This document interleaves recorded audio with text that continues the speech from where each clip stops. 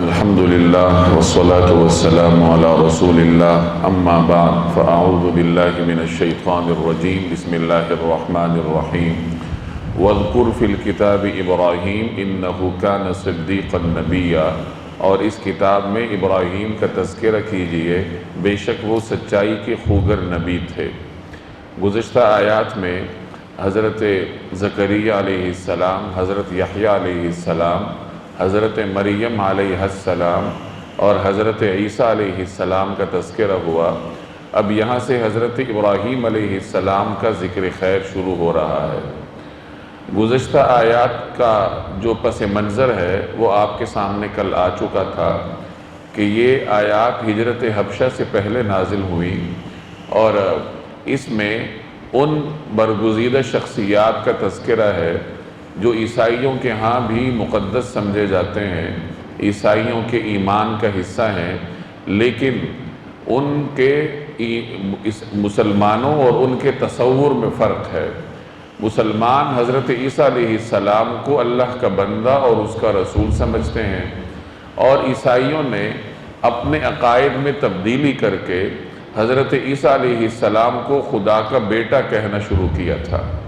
حضرت مریم کے بارے میں بھی مسلمانوں اور ان کے تصور میں بنیادی فرق تھا۔ اب ان آیات میں مسلمانوں کو ان مقدس شخصیات کے بارے میں حقیقی معلومات فراہم کی گئی ہیں کہ حضرت عیسیٰ علیہ السلام کون تھے، حضرت یحییٰ علیہ السلام کون تھے۔ اور اس میں ہمارے لیے سبق کی بات یہ ہے کہ جس وقت عیسائی بادشاہ نے حبشہ میں مسلمان مہاجرین کو اپنے دربار میں بلایا اور ان سے سوال کیا کہ آپ کس مذہب کے پیچھے چل رہے ہیں، اور پھر اگلی مجلس میں ان سے سوال کیا کہ حضرت عیسیٰ علیہ السلام کے بارے میں آپ کا کیا نقطہ نظر ہے، تو مسلمان تو جانتے تھے کہ ان کا عیسیٰ علیہ السلام کے بارے میں تصور کچھ اور ہے اور ہمارا تصور کچھ اور ہے۔ اب وہ اس بادشاہ کے ملک میں پناہ گزین کی سی حیثیت گزار رہے تھے۔ قریش نے اپنی پوری ورکنگ کی تھی کہ نجاشی بادشاہ کے جو وزراء تھے ان کو تحائف دیے تھے، انہیں قائل کیا تھا کہ تم نے بادشاہ کو قائل کرنا ہے، ہمارے یہ لوگ ہمیں واپس کرنے ہیں، یعنی یہ تمام تیاریاں انہوں نے کر رکھی تھی۔ ان حالات میں مسلمان اگر نجاشی کے دربار میں حضرت عیسیٰ علیہ السلام کے سامنے حضرت عیسیٰ علیہ السلام کا وہ تصور پیش کرتے جو اسلام نے ان کو دیا تھا تو وہ عیسائیوں کے تصور سے ٹکراتا تھا، اور اس میں اس بات کا یقینی اندیشہ موجود تھا کہ بادشاہ برہم ہو کر مسلمانوں کو قریش کے حوالے کر دے، کیونکہ اس کے وزیر مشیر تو پہلے ہی قریش کے ساتھ مل چکے تھے۔ وزیروں میں سے کچھ لوگ ہوں گے جو قریش کے ہدایہ اور تحائف سے متاثر ہو کے ان کے ساتھ مل چکے ہوں گے، اور وزراء کے لیے بادشاہ کو قائل کرنا کوئی مشکل نہیں ہوتا۔ یعنی یہ حالات تھے مسلمانوں کے لیے۔ ان نازک حالات میں مسلمانوں نے دین پر مداہنت کسی قیمت پر گوارا نہیں کی، یعنی انہوں نے یہ تہیہ کر لیا کہ بادشاہ کے دربار میں بات ہم نے وہی کرنی ہے جو قرآن کریم نے ہمیں سکھائی ہے اور رسول اللہ صلی اللہ علیہ وسلم کی تعلیم ہے، چاہے اس کی قیمت پر کچھ بھی ہو۔ بادشاہ ہمیں نکالتا ہے، جو بھی کرتا ہے، لیکن بات ہم نے وہی کرنی ہے جو قرآن کریم نے ہمیں سکھائی ہے۔ اور پھر ایسے ہی ہوا۔ حضرت جعفر طیار بادشاہ کے دربار میں کھڑے ہوئے، انہوں نے سورہ مریم کی ان آیات کی تلاوت فرمائی۔ ان آیات میں وضاحت کے ساتھ یہ کہا گیا تھا کہ حضرت مریم کے بیٹے تھے حضرت عیسیٰ علیہ السلام، اور عیسیٰ علیہ السلام کی زبانی یہ بھی ان کو یعنی پیغام دے دیا گیا کہ انی عبداللہ، میں اللہ کا بندہ ہوں، یعنی میں اللہ کا بیٹا نہیں ہوں بلکہ اللہ کا بندہ ہوں۔ ہاں آتانی الکتاب، اللہ نے مجھے کتاب دی ہے، یعنی مستقبل میں دے گا، وجعلنی نبیہ، اور اللہ نے مجھے نبوت دی ہے، یعنی مستقبل میں دے گا۔ تو یہ اسلام کا حقیقی تصور حضرت عیسیٰ علیہ السلام کے بارے میں انہوں نے بادشاہ کے دربار میں پیش کیا۔ اب ان حالات کو سامنے رکھیں اور پھر مسلمانوں کے اس طرز عمل پر غور کریں تو بات سامنے آتی ہے کہ دین پر مداہنت کرنا یہ کسی حال میں گوارا نہیں۔ مداہنت کا مطلب یہ ہے کہ جانتے بوجھتے دین کے پیغام کو چھپانا، تعلیمات کو چھپانا اور دین کے پیغام کو مسخ کر کے کچھ مفادات حاصل کرنے کے لیے اس کی تعلیمات کو بدل کر پیش کرنا، یہ صحابہ کرام کا طرز عمل نہیں تھا، ان کا طرز عمل عزیمت تھا۔ عزیمت کا مطلب یہ ہے کہ حالات جیسے بھی ہوں، نتائج خواہ کچھ بھی ہوں، لیکن دین کی صحیح تصویر لوگوں کے سامنے پیش کرنی ہے۔ تو یہاں تک تو قرآن کریم کی ان آیات میں گویا بنیادی خطاب عیسائیوں کو تھا، یا مسلمانوں کو عیسائیوں کے بارے میں تعلیمات دی جا رہی تھی کہ یہ جو مقدس شخصیات ہیں، عیسائیوں نے ان کا تصور کچھ اور بنا رکھا ہے، ان کا تصور یہ نہیں ہے، بلکہ ان کا حقیقی تصور یہ ہے جو قرآن کریم آپ کو بتا رہا ہے۔ اب آگے حضرت ابراہیم علیہ السلام کا واقعہ بیان ہو رہا ہے، اور اس واقعے کے بیان میں بھی اس زمانے کے حالات کے ساتھ ایک گہری مناسبت تھی۔ اس وقت مسلمان اس صورت کے نازل ہونے کے کچھ عرصے کے بعد حبشہ ہجرت کرنے پر مجبور ہوئے، جیسے کل تفصیل سے آپ کے سامنے بات آئی تھی۔ تو ان حالات میں ابراہیم علیہ السلام کا واقعہ سنایا جا رہا ہے۔ ابراہیم علیہ السلام کو بھی ہجرت کرنا پڑی تھی، اپنے اعزاء اور اقرباء کو چھوڑ کر جانا پڑا تھا، اور اس ہجرت کے نتیجے میں اللہ نے ان کو نوازا تھا، جیسے آگے آئے گا۔ تو مسلمانوں کو یہ پیغام دیا جا رہا ہے کہ اگر آپ کو بھی دین کی حفاظت کے لیے اپنے وطن کو چھوڑنا پڑ رہا ہے، اپنے گھر بار کو چھوڑنا پڑ رہا ہے، کاروبار کو چھوڑنا پڑ رہا ہے، اپنے اعزاء اور اقرباء کو چھوڑنا پڑ رہا ہے، تو آپ کو بھی یقین رکھنا چاہیے کہ جیسے ابراہیم علیہ السلام کو اللہ نے نوازا تھا، اسی طرح اللہ آپ کو بھی نوازے گا۔ انہوں نے خاندان کی قربانی دی تو اللہ نے انہیں اولاد ایسے عطا کی کہ جن کی نسلوں میں نبی جاری کر دیے، جن کی نسلوں میں اللہ نے نبوت جاری فرما دی۔ تو اگر تم بھی دین کی حفاظت کے لیے خاندان کو چھوڑو گے تو اللہ اس کے بدلے میں تمہیں وہ آبادی نصیب کرے گا جو تمہارے تصور میں بھی نہیں ہوگی۔ تو ان حالات کے تناظر میں اللہ تبارک و تعالی نے یہاں ابراہیم علیہ السلام کا واقعہ سنایا۔ حضرت ابراہیم علیہ السلام اللہ کے برگزیدہ پیغمبر تھے، ابو الانبیاء ان کو کہا جاتا ہے، کیونکہ ان کی نسل میں کثرت کے ساتھ اللہ تبارک و تعالی نے انبیاء علیہ السلام کو مبعوث فرمایا ہے۔ حضرت عیسیٰ علیہ السلام کی ولادت سے کوئی 2000 سال پہلے حضرت ابراہیم علیہ السلام کا زمانہ ہے۔ یہ ایسے گھرانے میں پیدا ہوئے تھے جو صرف بت پرست ہی نہیں بلکہ بت ساز تھا۔ حضرت ابراہیم علیہ السلام کے والد کے نام کے بارے میں محققین میں کچھ اختلاف چلا آتا ہے۔ کچھ حضرات ان کا نام آزر بتاتے ہیں کیونکہ قرآن کریم میں ان کے والد کا نام آزر ہے، اور کچھ حضرات ان کے والد کا نام طارق بتاتے ہیں، اور ان کا نقطہ نظر یہ ہے کہ آزر ابراہیم علیہ السلام کے چچا تھے، اور چچا بھی چونکہ باپ کی طرح ہوتا ہے تو اس لیے قرآن کریم نے ان کے چچا پر باپ کا اطلاق کیا۔ کچھ حضرات کہتے ہیں کہ آزر اور طارق یہ ایک ہی شخصیت کے دو نام ہیں، طارق ان کا اصل نام تھا اور آزر ان کا لقب تھا، یا جس بت کی وہ پوجا کرتا تھا اس بت کا نام آزر تھا، تو اس وجہ سے اس کو بھی اپنے معاشرے میں آزر کا نام دیا جانے لگا، اور قرآن کریم نے بھی اس کا وہی معروف نام ذکر کیا ہے۔ یہ جو اختلاف ہے ابراہیم علیہ السلام کے والد ماجد کے بارے میں کہ ان کے والد آزر تھے یا کوئی اور تھے، دراصل اس کے پیچھے ایک اور تحقیق کا اختلاف کار فرما ہے۔ کچھ حضرات کی تحقیق یہ ہے کہ حضرت ابراہیم علیہ السلام کے والد مشرک نہیں ہو سکتے۔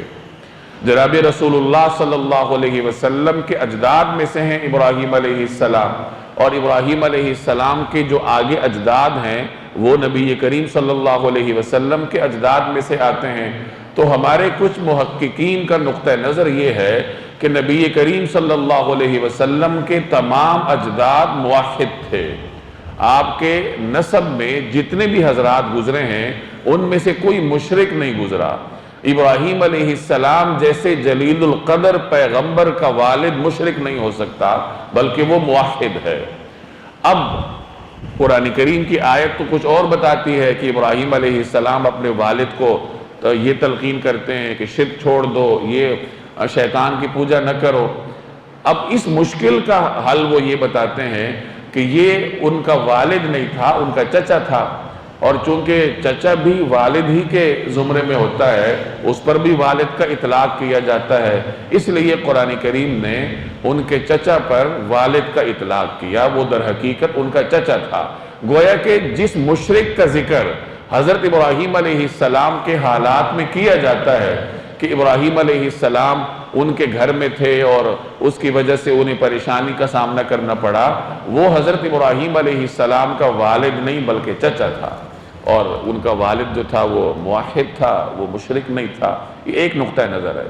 دوسرا نقطہ نظر یہی ہے جو قرآن کریم کی آیات سے واضح ہوتا ہے کہ آزر ان کا والد ہے، اور یہ ان کا لقب تھا، اصل نام اس کا طارق تھا، اور یہ صرف بت پرست ہی نہیں بلکہ بت ساز تھا، اور اپنے زمانے میں جو نمرود کا بڑا بت خانہ تھا یہ اس کا بڑا پروہت تھا، بڑا اس کا مذہبی رہنما تھا، بت بنا بنا کر بیچا کرتا تھا۔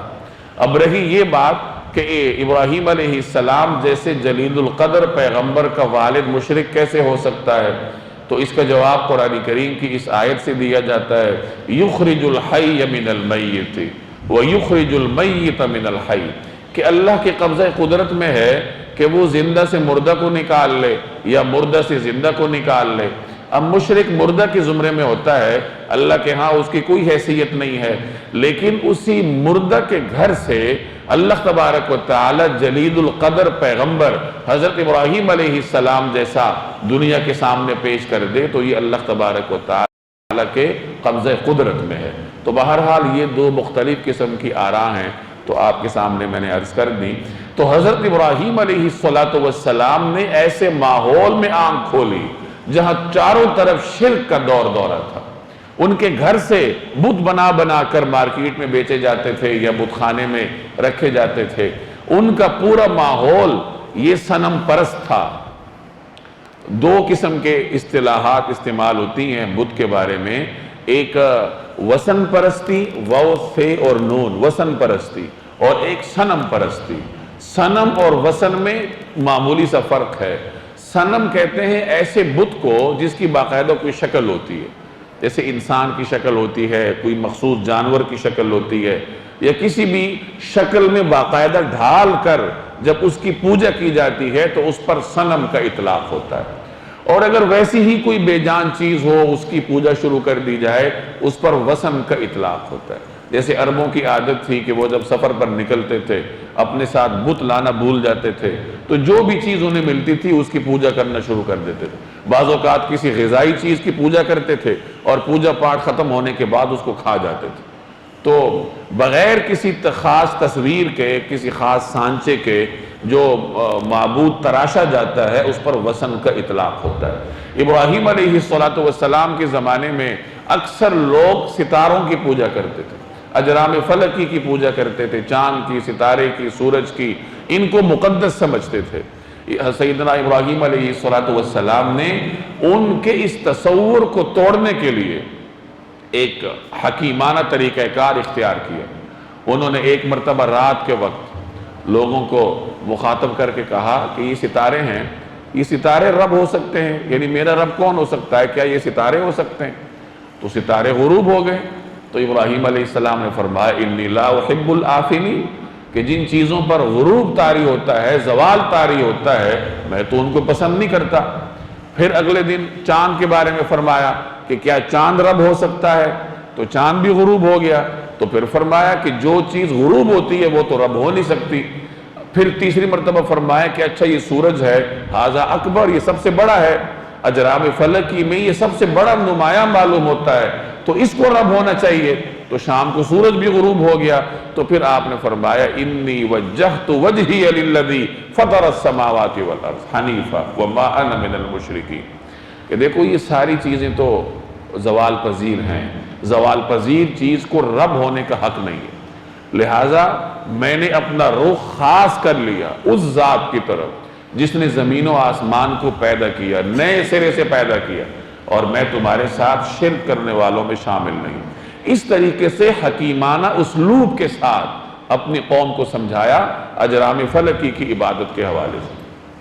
پھر ان کی قوم کے بت خانے تھے، بتوں کی پوجا کرتے تھے، تو بتوں کی حقیقت اپنی قوم کے سامنے لانے کے لیے سیدنا ابراہیم علیہ السلام نے ایک اور حکمت عملی اختیار کی۔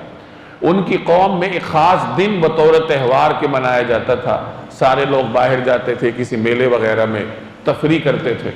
ایسے ہی ایک مرتبہ ان کا کوئی تفریحی میلہ تھا جس میں ساری قوم چلی گئی۔ حضرت ابراہیم علیہ السلام تشریف نہ لے گئے۔ جب علاقہ خالی ہو گیا، بستی خالی ہو گئی، تو وہ بت خانے میں چلے گئے۔ انہوں نے جا کر کلہاڑے سے ایک ایک بت کو توڑ ڈالا، اور جو بڑا بت تھا اس کو چھوڑا، کلہاڑا اس کے گلے میں ڈال دیا، حمائل کر دی۔ قوم کے لوگ واپس آ گئے، دیکھا کہ معبودوں کا تو حال ہی برا ہے، تو ہائے ہائے ہاہاکار مچ گئی کہ یہ کیا ہو گیا، بندہ تلاش کرو کس نے کیا ہے۔ تو پتہ چلا کہ ایک نوجوان ہے ابراہیم کے نام سے، وہ ہمارے بتوں کو کوستا ہے، تو یہ انہی کا کام ہو سکتا ہے۔ ابراہیم علیہ السلام کو بلایا گیا تو پوچھا گیا کہ آپ نے کیا ہے، تو انہوں نے فرمایا کہ بھائی اس بت سے پوچھو، یہ جو باقی ہے اور اس کے گلے میں کلہاڑا ہے، اس سے پوچھو۔ تو قوم کے زبانوں سے بے ساختہ نکل گیا کہ آپ تو جانتے ہیں کہ یہ نہ بولتے ہیں نہ سنتے ہیں۔ تو حضرت ابراہیم نے پھر ان کو سمجھایا کہ دیکھو یہ کتنی غلط بات ہے، جو اپنے نفع نقصان پر قادر نہیں ہے وہ تمہارے نفع نقصان پر کیسے قادر ہو۔ گویا قوم کو بت پرستی سے باہر لانے کے لیے بھی ایک اسلوب اختیار کیا، اور ستارہ پرستی سے باہر لانے کے لیے بھی ایک الگ اسلوب اختیار فرمایا۔ یہ ایک داعی کا طریقہ کار ہوتا ہے کہ وہ لوگوں کے غلط نقطہ نظر کے حساب سے اپنی حکمت عملی کو تبدیل کرتا ہے۔ وہ صرف نہ کرنے پہ اکتفا نہیں کرتا کہ نہ کرو، یہ نہ کرو، وہ نہ کرو۔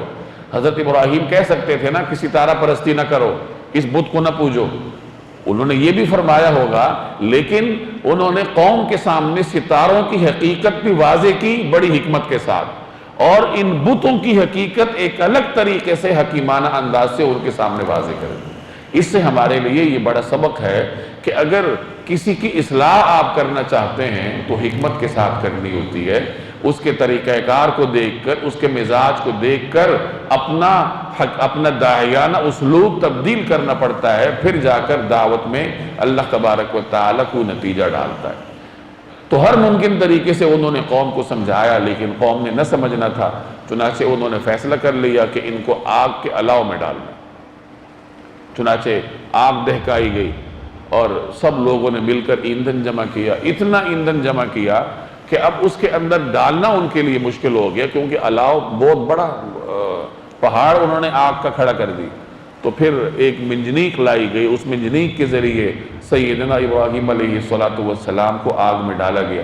وہ تو اللہ تبارک و تعالیٰ کے حکم سے آگ ان کے لیے گلزار ہو گئی، نہ تو اتنی گرم رہی کہ انہیں تکلیف ہو، نہ اتنی ٹھنڈی رہی کہ انہیں تکلیف ہو، بلکہ اللہ نے آگ کو معتدل کر دیا۔ تو اس طریقے سے اللہ تبارک و تعالیٰ نے اپنے خلیل کی حفاظت فرمائی، اور اس کے بعد انہوں نے پھر اس علاقے سے ہجرت کر لی، ہجرت کر کے مصر تشریف لے گئے۔ پھر اس کے بعد کئی سفر انہوں نے فرمائے، مکہ مکرمہ تشریف لے گئے، مکہ سے واپس آئے، اور پھر بھی مکہ مکرمہ آتے جاتے رہے، کیونکہ ان کی اولاد حضرت اسماعیل علیہ السلام مکہ مکرمہ میں قیام پذیر تھے۔ تو یہاں حضرت ابراہیم علیہ السلام کا واقعہ سنایا جا رہا ہے کہ کس طریقے سے انہیں ہجرت کرنا پڑی، اپنے خاندان کو چھوڑنا پڑا، اللہ کے لیے خاندان کو چھوڑا تو اللہ نے کس طریقے سے ان کو نوازا۔ اور ان واقعات میں اس زمانے میں براہ راست صحابہ کرام کو اور بعد میں بالواسطہ طور پر تمام مسلمانوں کو یہ پیغام دیا جا رہا ہے کہ اللہ کے لیے کوئی قربانی دو گے تو وہ ضائع نہیں جائے گی، بلکہ وقتی طور پر مشکلات ہوں گی، اس کے بعد اللہ تعالیٰ مشکلات کو ختم کر کے آسانی ہی آسانی لکھ دیتا ہے۔ لیکن ایک مرتبہ مشکل قدم دین کے لیے اٹھانا پڑتا ہے۔ دین کا راستہ پھولوں کی سیج نہیں ہوتی، ابتداء میں یہ کانٹوں کی راہ گزر ہوتی ہے، گویا کانٹوں پر چل کر اس کو عبور کرنا ہوتا ہے۔ لیکن ایک مرتبہ جو دل پر پتھر رکھ کر خواہشات کو ذبح کر کے اس کو عبور کرنے کے لیے پہلا قدم اٹھائے، تو اللہ اس کی مدد کرتا ہے، اور پھر ان مشکلات کے بعد اللہ تبارک و تعالیٰ اس کے لیے آسانیاں ہی آسانیاں پیدا کر دیتا ہے۔ اس کا اطلاق زندگی کے ہر موڑ پر ہوتا ہے۔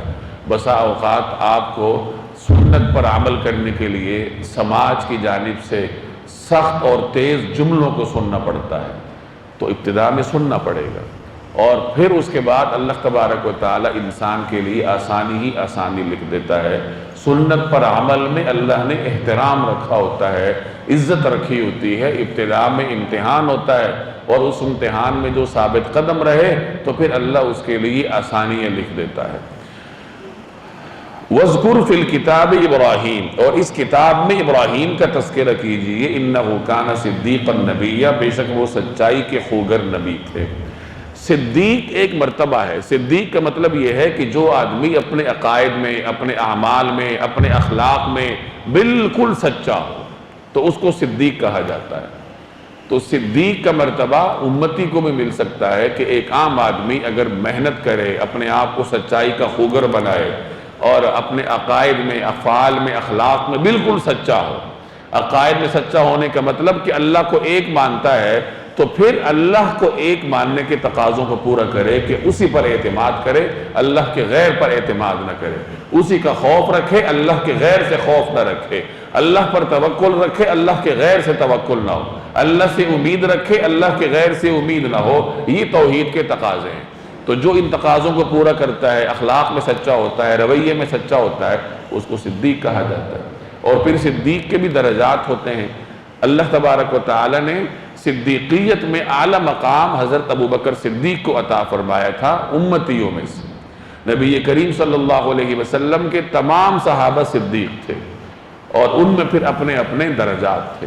تو پیغمبر کو صدیقیت بھی حاصل ہوتی ہے، اور صدیقیت کا جو اگلا مرتبہ ہے جو خالصتاً اللہ کی عطا ہوتی ہے، نبوت، وہ بھی اللہ تبارک و تعالی پیغمبر کو عطا کرتا ہے۔ تو یہاں فرمایا کہ ابراہیم علیہ السلام نبی بھی تھے، صدیق بھی تھے۔ اہل کتاب کے ہاں نبوت کا تصور کچھ اور ہے۔ ان کے ہاں نبوت محض کہانت کو کہا جاتا ہے، جو خبریں سناتا ہے اور قصے کہانیاں، یعنی وہ کاہن کو نبی سمجھتے ہیں۔ اور ان کے ہاں نبوت اور جھوٹ میں کوئی تضاد نہیں، وہ یعنی ان کے ہاں نبی بھی ہو سکتا ہے اور ان کاموں میں بھی مبتلا رہ سکتا ہے۔ چنانچہ ان کی کتابوں میں انبیاء کے بارے میں عجیب و غریب قصے ہیں۔ اس کی وجہ بنیادی طور پر یہ ہے کہ ان کا تصور نبوت کچھ اور ہے، جبکہ مسلمانوں کا تصور نبوت کچھ اور ہے۔ مسلمانوں کے ہاں پیغمبر صدیقیت کے اعلیٰ ترین مراتب پر فائز ہوتا ہے، پیغمبر معصوم ہوتا ہے، اللہ تبارک و تعالیٰ اس کو ہر قسم کے نقص سے، عیب سے محفوظ رکھتے ہیں۔ اخلاقی عیب تو دور کی بات ہے، جسمانی عیب سے بھی اللہ تبارک و تعالیٰ حضرات انبیاء علیہ السلام کو محفوظ رکھتے ہیں۔ تو یہ گویا کہ ان کے تصور پر بھی رد ہے کہ ابراہیم نبی بھی تھے اور صدیق بھی تھے، کہ جو تمہارا تصور ہے نبوت کا وہ غلط ہے، بلکہ جو پیغمبر ہوتا ہے وہ صدیقیت کے اس مرتبے پر فائز ہوتا ہے جس تک عام آدمی پہنچنے کا سوچ بھی نہیں سکتا۔ تو فرمایا کہ وہ صدیق بھی تھے، نبی تھے، سچائی کے خوگر پیغمبر تھے۔ اب آگے ان کا واقعہ شروع ہو رہا ہے۔ جیسے میں نے عرض کیا کہ ان کے والد بت پرست نہیں بلکہ بت ساز تھے۔ اب ابراہیم علیہ السلام نے ان کو دعوت دینی تھی، تو دعوت کا اسلوب یہ اختیار فرمایا کہ جو والد کا احترام ہوتا ہے اس کو پیش نظر رکھا، لہجے کی نرمی کو برقرار رکھا، لہجے کے اندر سختی نہ آنے دی، انتہائی محبت کے ساتھ اپنے والد سے فرمایا، اے میرے ابا جان، آپ ان بتوں کی پوجا کرتے ہیں، اے میرے ابا جان کہہ کر اپنے اور والد کے درمیان رشتے کی جو مٹھاس ہے اس کا اظہار کیا، اور اپنی جو والد کا احترام تھا اس کا بھی اس میں اظہار ہے۔ اب اس کے بعد والد کو تلقین کر رہے ہیں تو دلیل کے ساتھ کر رہے ہیں، جو دلیل والد کی سمجھ میں آ سکتی، اور سادہ اور واضح قسم کی دلیل دی کہ دیکھیے یہ بت ہیں، نہ یہ سنتے ہیں، نہ یہ بول سکتے ہیں، نہ یہ آپ کو فائدہ دے سکتے ہیں، تو ایسے کو پوجنے کا فائدہ کیا ہے؟ رب تو وہ ہوتا ہے جو آپ کے کام بنائے گا، آپ کی مشکلات حل کرے گا، یہ بت بیچارے اپنے اوپر سے مکھی نہیں اڑا سکتے، یہ آپ کی مشکل کیا حل کریں گے؟ عقلی دلیل دی۔ اب اس کے بعد والد سے فرما رہے ہیں کہ دیکھیے میں جو یہ بات کر رہا ہوں تو بلا وجہ نہیں کر رہا، میرے پاس ایک ایسا علم ہے جو آپ کے پاس نہیں ہے، یعنی اللہ کی جانب سے مجھے ایک یقینی علم سے نوازا گیا ہے، اور اس علم کی بنیاد پر میں یہ بات کر رہا ہوں کہ دیکھیے ان بتوں کو چھوڑ دیجئے، ایک اللہ تبارک و تعالیٰ کی اطاعت کیجیے۔ یہ ابراہیم علیہ السلام کا لب و لہجہ تھا، اور اس کے جواب میں والد کا لب و لہجہ کیا تھا؟ اے ابراہیم باز آ جاؤ، باز نہیں آؤ گے میں تمہیں سنسار کر دوں گا، اور چلے جاؤ یہاں سے، دور ہو جاؤ، اور میں یہ کر دوں گا، میں وہ کر دوں گا۔ یہ والد کا لب و لہجہ تھا۔ اور ہر جگہ قرآن کریم میں آپ کو یہ انداز نظر آئے گا کہ حضرات انبیاء علیہ السلام کے لب و لہجے میں آپ کو نرمی ملے گی، محبت ملے گی، اور ہمدردی ملے گی، عزت احترام ملے گا، اور مخالفین کے لب و لہجے میں آپ کو سختی نظر آئے گی، درستی نظر آئے گی، تہذیب سے عاری پن نظر آئے گا۔ یہ ایک تقسیم ہے اخلاقی طور پر جو تاریخ سے آپ کے سامنے آتی ہے۔ اب اس میں میرے اور آپ کے لیے ایک عبرت ہے کہ ہم اپنے لب و لہجے کی بنیاد پر اس تقسیم کے کس حصے میں شامل ہوتے ہیں۔ کیا ہم لہجے میں سختی لا کر لکیر کے دوسری طرف جانا چاہتے ہیں، یا لہجوں میں نرمی لا کر انبیاء علیہ السلام کے متبعین میں اپنا شمار کروانا چاہتے ہیں؟ یہ ہمارے اپنے اوپر ہے، اور ہمارے حالات بڑے خراب ہیں، لہجوں میں سختی ہوتی ہے، اور کچھ حالات کا بھی اثر ہے جو ہمارے ملکی حالات ہیں، تو اس کی وجہ سے ہر آدمی کی جو نفسیات ہے وہ مضطرب ہے، نتیجتاً لہجوں میں سختی ہوتی ہے، چاہے وہ والد ہو، چاہے وہ استاد ہو، چاہے وہ داعی ہو، چاہے وہ ایک عام آدمی ہو۔ تو کوشش کرنی چاہیے کہ انسان کے لہجے پر نرمی غالب آئے۔ میں پہلے بھی عرض کر چکا ہوں کہ اللہ نے جب فرعون کے پاس حضرت موسیٰ اور حضرت ہارون کو بھیجا تو فرمایا قولا لہ قولا لینا، کہ دیکھیے آپ فرعون کے پاس جا رہے ہیں تو فرعون سے نرم بات کریں۔ فرعون سے بڑا باغی اس وقت اللہ کا زمین پہ نہیں تھا، اپنے آپ کو انا ربکم الاعلی کہتا تھا۔ اس کے لیے بھی اللہ نے اپنے دو پیغمبروں سے فرمایا کہ دیکھیے اس کے ساتھ نرم لہجے میں گفتگو کرنا۔ تو دیکھیے یا اذ قال لابیہ، یاد کیجیے جب انہوں نے اپنے باپ سے کہا یا ابتی، اے ابا جان، اس کا مطلب اے میرے ابا جان، یہاں اصل میں ہے ابی کہ اے میرے ابا جان، تو یا کی جگہ تا ہے، یا ابتی، یہ عربی زبان کا اپنا اسلوب ہے۔ لم تعبد، آپ کیوں عبادت کرتے ہیں، ما لا یسمع، ایسی چیز کی جو سنتی نہیں ہے، ولا یبصر، دیکھتی نہیں ہے، ولا یغنی عنک شیئا، نہ آپ کا کوئی کام کر سکتی ہے۔ یہ عقلی دلیل ہے کہ کیوں ان کی پوجا کرتے ہیں۔ یا ابتی، اے میرے ابا جان، انی قد جاءنی من العلم، میرے پاس ایک ایسا علم آیا ہے ما لم یأتی کا، جو آپ کے پاس نہیں آیا، یعنی الہی علم ہے، اور وہ علم قطعی اور یقینی ہوتا ہے۔ یاد رکھیے علم کے مختلف ذرائع ہوتے ہیں۔ علم کا ایک ذریعہ حواس خمسہ ہے، آپ کے جو حواس خمسہ ہے، دیکھنے کے حص ہے، دیکھ کر آپ علم حاصل کرتے ہیں، سونگنے کے حصے، سونگ کر معلومات حاصل کرتے ہیں، چکھنے کے حصے، چکھ کر حاصل کرتے ہیں، سننے کے حصے، سن کر حاصل کرتے ہیں، مس کرنے کے حصے، مس کر کے حاصل کرتے ہیں۔ تو حواس خمسہ یہ علم کا ایک وسیلہ ہے۔ دوسرا وسیلہ عقل ہے، کچھ چیزیں حواس کے دائرہ کار میں نہیں آتی، عقل کے دائرہ کار میں آتی۔ اور تیسرا بنیادی وسیلہ علم کا وہی ہے۔ ان تین وسائل میں سے حواس خمسہ ہو یا عقل ہو، یہ علم کا وہ وسیلہ ہے جو کہ ظن کا فائدہ دیتا ہے، گمان کا فائدہ دیتا ہے۔ یعنی ہو سکتا ہے کہ آپ کے مشاہدے میں غلطی ہو جائے، آپ کے سننے میں غلطی ہو جائے، آپ کی عقل دھوکہ کھا جائے، لیکن وہی سے جو فائدہ حاصل ہوتا ہے وہ یقینی ہوتا ہے، اس میں کسی شک اور شبہ کی گنجائش نہیں ہوتی۔ تو حضرت ابراہیم علیہ السلام فرما رہے ہیں کہ میں یہ جو بات کر رہا ہوں یہ وحی کی بنیاد پر کر رہا ہوں، اور وحی سے جو فائدہ حاصل ہوتا ہے وہ یقینی ہوتا ہے، لہٰذا وحی کی اتباع کرنا آپ کے اوپر لازم ہے۔ ما لم یأتی کا، وہ علم آپ کے پاس نہیں آیا، فاتبعنی، اس لیے میری بات مان لیجئے، اہدک صراطا سویا، میں آپ کو سیدھا راستہ بتلاؤں گا۔ اس سے ایک فائدہ یہ بھی معلوم ہوا کہ آپ اپنے بڑے کو بھی تبلیغ کر سکتے ہیں، اپنے والد کو، اپنی والدہ کو، اپنے خاندانی بڑوں کو، اپنے استاد کو، لیکن حکمت کے ساتھ ادب احترام کے تمام تر تقاضوں کو ملحوظ رکھتے ہوئے آپ ان کے سامنے اچھی بات رکھ سکتے ہیں اور ان کو اپنی اتباع کی دعوت دے سکتے ہیں۔ لیکن اس صورت میں جب آپ اس کی جو تقاضے ہیں وہ ملحوظ خاطر رکھیں کہ آپ کی اتباع نہیں ہوگی، وہ دراصل اللہ کی اتباع ہوگی۔ تو ابراہیم علیہ السلام فرما رہے ہیں فَاتَّبِعْنِی، میری اتباع کیجئے، اہدک صراطا سویا، میں آپ کو سیدھا راستہ بتلا دوں گا۔ یا ابتی، اے ابا جان، لا تعبد الشیطان، شیطان کی عبادت نہ کیجئے، ان الشیطان کان للرحمن عصیا، شیطان خدا رحمان کا نافرمان ہے۔ یا ابتی، اے ابا جان، انی اخاف، مجھے یہ اندیشہ ہے، ان یمسک عذاب من الرحمن، کہ خدا رحمان کی طرف سے آپ کو کوئی عذاب نہ آ پکڑے، فتکون للشیطان ولیا، جس کے نتیجے میں آپ شیطان کے ساتھی بن کر رہ جائیں، رحمان کی طرف سے کہیں عذاب نہ آ جائے۔ یہاں اللہ کی صفت رحمان کو ذکر کیا کہ اللہ تو رحمان ہے، لیکن آپ کی نافرمانی کہیں اس درجے تک نہ پہنچ جائے کہ رحمان ذات بھی آپ کو سزا دینے پر آ جائے۔ تو مجھے یہ اندیشہ ہے کہ آپ کی بغاوت کہیں اس حد تک نہ پہنچ جائے اور پھر آپ شیطان کے ساتھی بن جائیں گے۔ شیطان کے ساتھی ہونے کا مطلب کہ شیطان جس طرح اللہ کی رحمت سے نا امید ہے، اس کے ساتھی بھی اللہ کی رحمت سے نا امید ہو جائیں گے۔ اوپر فرمایا شیطان کی عبادت نہ کیجیے۔ اب وہ آزر شیطان کی عبادت تو نہیں کرتا تھا، وہ تو بتوں کی عبادت کرتا تھا۔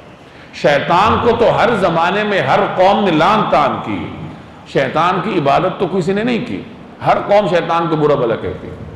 لیکن قرآن کریم میں کئی جگہ فرمایا گیا ہے کہ شیطان کی پوجا کرنے والے یا شیطان کی پوجا نہ کرو، طاغوت کی پوجا نہ کرو۔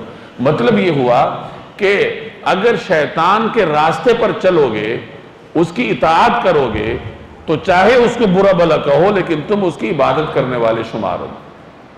تو معلوم ہوا کہ شیطان کی اطاعت کرنا یہ گویا کہ اس کی عبادت کرنا ہے، کسی بھی معاملے میں اس کی اطاعت کرنا۔ ایک آدمی بظاہر توحید والا ہوگا لیکن وہ شیطان کی عبادت کر رہا ہوگا، عبادت اس معنی میں کہ اس کی اطاعت کر رہا ہوگا۔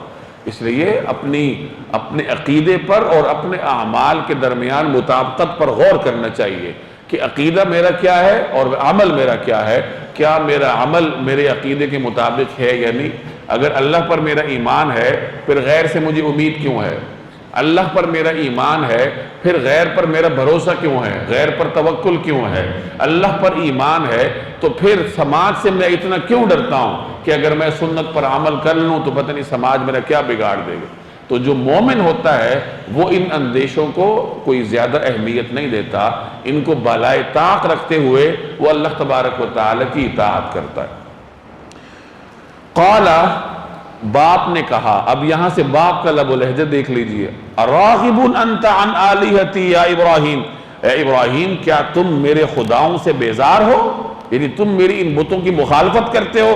لئن لم تنتہی، یاد رکھو اگر تم باز نہ آئے، لأرجمنک، تو میں تم پر پتھر برساؤں گا، میں تمہیں رجم کر دوں گا۔ رجم کا مطلب پتھر برسانا، سنگسار کرنا۔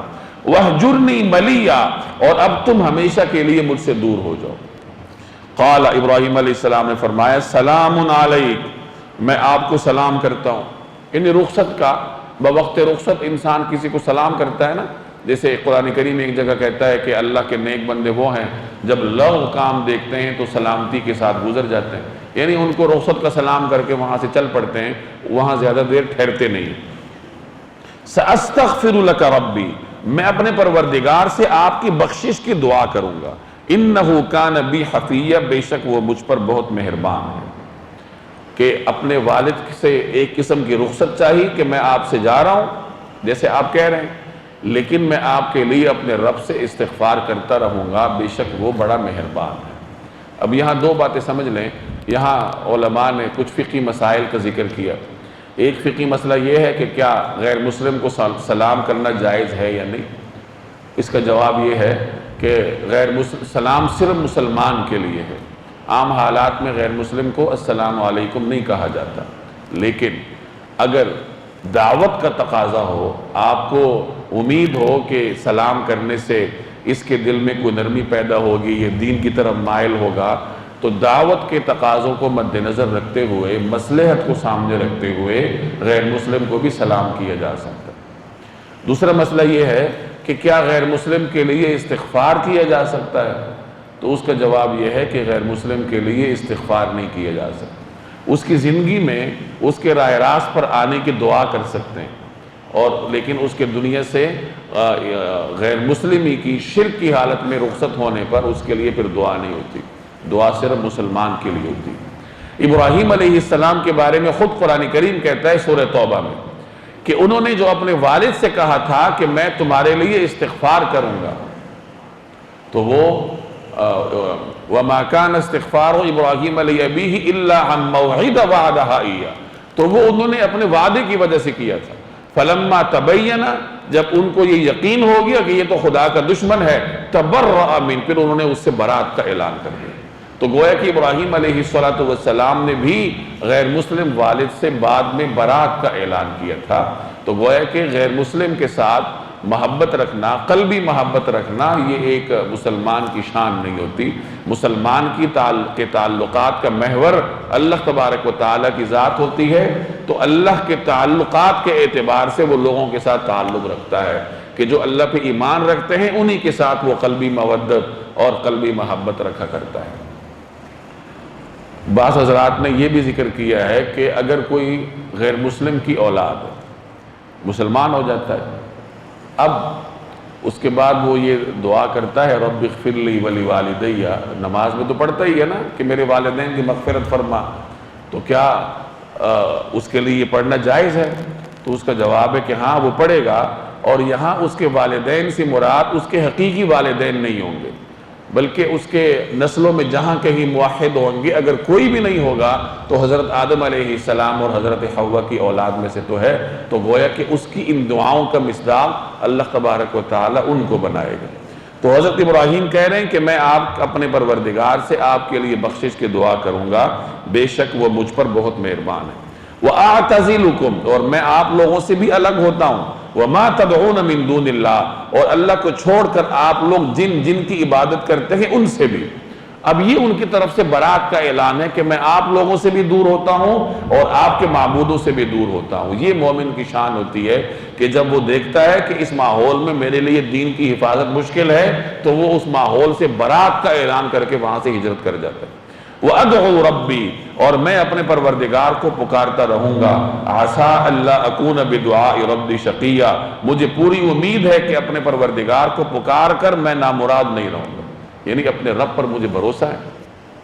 فَلَمَّا اعْتَزَلَهُمْ وَمَا يَعْبُدُونَ مِن دُونِ اللَّهِ، چنانچہ جب وہ ان سے اور ان کے بتوں سے الگ ہو گئے جنہیں وہ اللہ کی بجائے پکارا کرتے تھے، یعنی جب ابراہیم علیہ السلام لوگوں سے بھی الگ ہو گئے، ان کے معبودوں سے بھی الگ ہو گئے، وَهَبْنَا لَهُ إِسْحَاقَ وَيَعْقُوبَ، تو ہم نے انہیں اسحاق اور یعقوب بخشا، یعنی اسحاق اور یعقوب جیسی اولاد بخشی، وَكُلًّا جَعَلْنَا نَبِيًّا، اور ان میں سے ہر ایک کو نبی بنایا، وَوَهَبْنَا لَهُم مِّن رَحْمَتِنَا، اور ان کو اپنی رحمت سے نوازا، وَجَعَلْنَا لَهُمْ لِسَانَ صِدْقٍ عَلِيًّا، اور انہیں اونچے درجے کی نیک نامی عطا کی۔ اب یہاں قربانیوں کے ثمرے کا بیان ہے۔ ابراہیم علیہ السلام نے اللہ کے لیے قربانی دی، خاندان چھوڑا، والد چھوڑا، اپنا گھر بار چھوڑا اور نکل پڑے، اور نکلے کیسے؟ ایک ابراہیم علیہ السلام تھے، ایک ان کے بھتیجے حضرت لوط علیہ السلام تھے، ایک ان کی اہلیہ حضرت سارہ تھی۔ تین نفوس ابراہیم علیہ السلام پر دو لوگوں نے ایمان لایا تھا آبائی وطن میں، ایک اپنی اہلیہ اور ایک اپنے بھتیجے، اور راستے میں بھتیجے کو بھی نبوت مل گئی اور ان کو اردن جانے کا حکم ہوا، تو پیچھے صرف اپنی اہلیہ محترمہ کے ساتھ حضرت ابراہیم علیہ السلام نے ہجرت کا سفر جاری رکھا۔ اب یہ مشکلات تھی جو ان کے راستے میں تھی، انہوں نے عزیمت کے ساتھ ان کو دور کیا۔ اب اللہ نے ان کو نوازا، خاندان کو چھوڑا تھا تو اللہ تبارک و تعالیٰ نے اولاد ایسے عطا کی کہ جن کی اولاد میں نبوت کو جاری کر دی۔ یہاں حضرت اسحاق کا ذکر ہے، ان کے بڑے بیٹے حضرت اسماعیل تھے، ان کا ذکر اگلی رکوع میں آ رہا ہے۔ حضرت اسحاق اور حضرت یعقوب اللہ نے عطا کی، اسحاق بیٹے ہیں، یعقوب پوتے ہیں، دونوں برگزیدہ پیغمبر ہیں، اور حضرت یعقوب کی اولاد میں آگے پھر کثرت کے ساتھ انبیاء ہیں۔ بعض مورخین کے ہاں ہزاروں انبیاء اللہ نے حضرت یعقوب علیہ السلام کی اولاد میں مبعوث فرمائے، بنی اسرائیل کے جو انبیاء تھے۔ تو اللہ یعنی یہ آیات ہمیں یہ بتا رہی ہیں کہ جب آپ اللہ کے لیے قربانی دیں گے تو اللہ آپ کو نوازتا ہے۔ حضرت ابراہیم علیہ السلام نے اللہ کے لیے خاندان چھوڑا تو اللہ نے ان کے خاندان کو اس طریقے سے بڑھا دیا کہ ان کی اولاد کی اولاد کو نبی بنایا، نبوت جاری کر دی۔ اور اللہ نے حضرت ابراہیم کو مرتبہ ایسا عطا فرمایا کہ دنیا کا ہر مذہب انہیں اپنا پیشوا بناتا ہے۔ یہودی ابراہیم علیہ السلام کو اپنا پیغمبر مانتے ہیں، ان کی طرف اپنی نسبت کرتے ہیں اور کہتے ہیں کہ ابراہیم علیہ السلام قیامت کے دن جہنم کے دروازے پر کھڑے ہوں گے اور کسی یہودی کو جہنم نہیں جانے دیں گے، یعنی ان پر اس طریقے سے اپنے اعتماد کا اظہار کرتے ہیں۔ عیسائی ان کی طرف اپنی نسبت کرتے ہیں۔ اہل عرب اپنے آپ کو ان کی اولاد بتاتے تھے، ہم ان کی اولاد ہیں، ہم ان کے دین پر ہیں۔ تو مختلف مذاہب میں ان کا تصور ملتا ہے۔ یہ ہندوؤں کے ہاں جو براہما وہ ہے معبود کا تصور ہے، تو کہا جاتا ہے کہ یہ بھی حضرت ابراہیم علیہ السلام کی طرف اپنی نسبت کرتے ہیں۔ تو یہ اللہ نے انہیں مرتبہ عطا فرمایا کہ وَجَعَلْنَا لَهُمْ لِسَانَ صِدْقٍ عَلِيًّا، کہ اللہ تبارک و تعالیٰ نے انہیں اونچے درجے کی نیک نامی عطا کی کہ دنیا کا ہر مذہب انہیں اپنا مقتدا سمجھتا ہے۔ تو گویا یہ نتیجہ تھا اللہ کے راستے میں قربانی دینے۔ اور اس میں ہمارے لیے بھی ایک سبق ہے، جیسے میں نے پہلے بھی بار بار عرض کیا ہے کہ دین آپ سے قربانی مانگتا ہے، کچھ نہ کچھ قربانی ہمیں دینی پڑے گی۔ ایک قربانی تو وہ ہے نا جو کل پرسوں آپ کریں گے، تو اس سے بڑی قربانی وہ ہوتی ہے جو کہ پورا سال ہمیں کرنی پڑتی ہے۔ اپنے جذبات کی قربانی کرنی پڑتی ہے، بسا اوقات اپنے منصب کی قربانی کرنی پڑتی ہے، سماج میں اپنے مقام کی قربانی کرنی پڑتی ہے کہ آپ اگر دین کے احکامات پہ عمل کریں گے لوگ آپ کو برا بھلا کہیں گے۔ شادی بیاہ میں میوزک عام ہے، نہیں چلائیں گے تو ناک کٹ جائے گی تو کٹ جائے، یہی تو دین کے لیے قربانی ہے نا۔ کوئی آپ کو طعنہ دیتا ہے تو آپ اس کو اپنے لیے اعزاز سمجھیں کہ اگر دین پر عمل کے راستے میں مجھے کوئی طعنہ مل جاتا ہے تو میں کمزور ہوں، گولی تو کھا نہیں سکتا دین کے لیے، تو چلو ایک طعنہ کھا لوں، لوگوں کی تیز نگاہوں کا سامنا کر لوں۔ تو یہ جو قربانی کا موسم ہے، اور اتفاق سے ہمارا سبق بھی ابراہیم علیہ السلام کے بارے میں ہے، یہ جو آج کل کے دن ہیں ان میں حضرت ابراہیم علیہ السلام کی سیرت کو ذرا تفصیل کے ساتھ پڑھنا چاہیے تاکہ ہمارے سامنے آئے کہ انہوں نے کس طریقے سے قربانی دی۔ ان آیات کے ضمن میں بھی اور سورہ بقرہ میں جو میرے خیال میں سیکنڈ لاسٹ رکوع ہے، حضرت ابراہیم علیہ السلام کا تذکرہ ہے، ان کی دعاؤں کا ذکر ہے، ان کے منصب امامت کا ذکر ہے، تو وہاں تفصیل کے ساتھ مختلف تفاسیر میں ان کی سیرت کا مطالعہ کریں کہ اللہ نے انہیں منصب امامت عطا کی۔ وہاں ہے کہ اللہ نے ابراہیم علیہ السلام کو امتحان میں ڈالا، وہ امتحانات کیا تھے، اور پھر امتحان میں کامیابی پر منصب امامت عطا فرمائے، اور اس کو پھر اپنے حالات پر انتباہ کرنا چاہیے کہ جب انسان اللہ کے لیے مشکلات کو برداشت کرتا ہے تو اللہ تبارک و تعالیٰ کس طریقے سے اس کو نوازتا ہے۔ تو آج کے لیے